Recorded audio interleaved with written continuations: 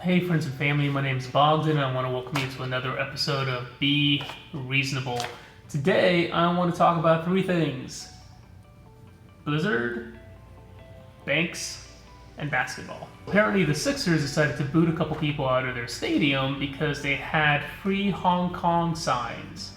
The whole riots and liberation of Hong Kong, communism, all that good stuff.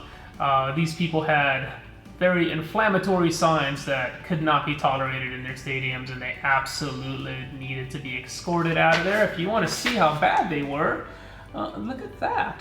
It says free HK. Those bastards.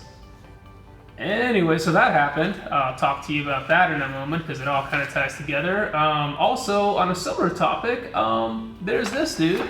He was in a Blizzard Hearthstone tournament, which, you don't know anything about Hearthstone? I'm a little bit of a nerd, I'll get in on that with you. Basically it's kind of a strategy card game you play on your phone or on a laptop. And Blizzard, the company that created it, and the entire franchise, they have tournaments, and this dude had been playing it competitively, because he can do that, apparently for the past 4 years, and he was in one of the tournaments, and he had tweeted something that was pro-Hong Kong liberation, anti-China communist, and he got banned from the tournament because of a personal opinion that he tweeted on social media. So that's crazy. It gets a little better though. Apparently, there's actually been quite a few people. When I look at JP Morgan, that Chase has banned from using their banks.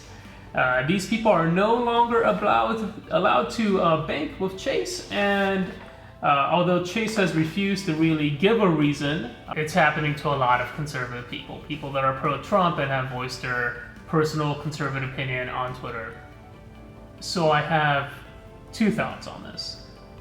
The first thought is that for a bank or a business to refuse to do business with somebody based on a political opinion, I think that seems a little ridiculous, to put it nicely.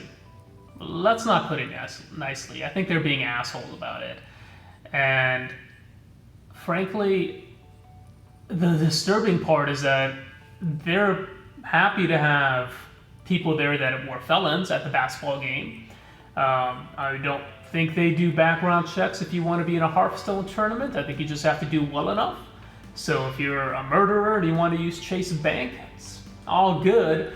But if you post some conservative opinions on Twitter and you upset the right people and you get on their naughty list, well, they don't want to do business with you anymore. So yay murderers, down with people we disagree with to the point where we're going to not allow them to bank through us. And don't be confused, Chase Bank offers mortgages and a lot of services other than just a checking account, obviously.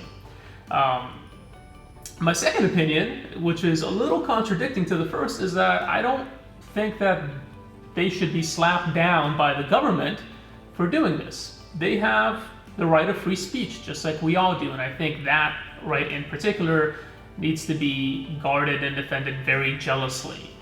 So for us to go to Chase and to Blizzard and say, no, the government should really be forcing you to allow this player in your tournament, to allow these people to bank with you, it's the responsibility of the government and federal agencies to regulate this. I think that's super dangerous. That sets a very dangerous precedence. So I would never be in support of that. And as a little side note to that, I think the right answer to that is we the people, because we do have the power. Don't let anybody fool you. It might have been different 10 years ago before social media, 15, 20 years ago before we were all connected like this, but we've never been connected like this before.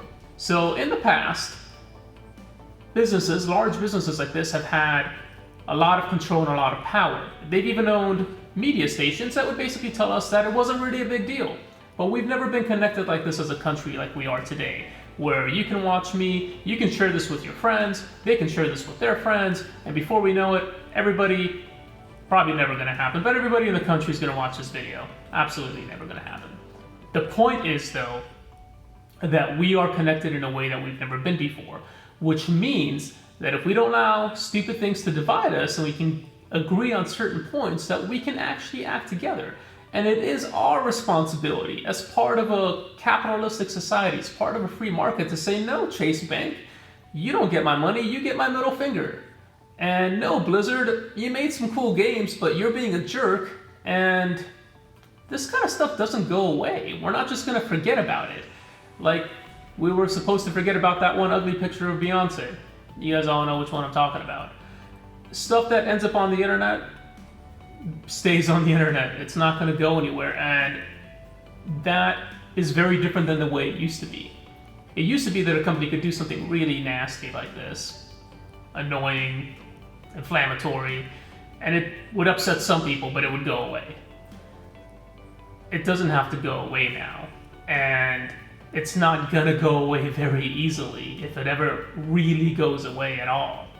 And so I reiterate, it comes back on us to tell these basketball teams, these NFL teams, these businesses, these corporations, these people that think that they control us, that they have some control over our lives and what we can and can't say, to tell them who we choose to do business with. So that's my message to you today, that this has happened, this is weird, this is stupid, and shame on them for doing these things, for choosing to do business with murderers and rapists over conservatives that happen to post an opinion that they disagree with. Shame on them. Shame on them. But it isn't the government's job to fix this. And I don't want to see the government go anywhere near this, because if they go near this, then they're going to go near you next. So keep that in mind. Thank you so much for taking some time to watch this video. Really appreciate it. Love having you guys here, and post your opinions. Would love to have some interesting conversations about this. So P.S. real quick, do I know that I'm wearing a gray shirt in a gray room with gray hair? Yeah, I realize that. Didn't think it through very well. Is it gonna happen again? I'd like to say no, but probably. Anyways, just wanted to let you know.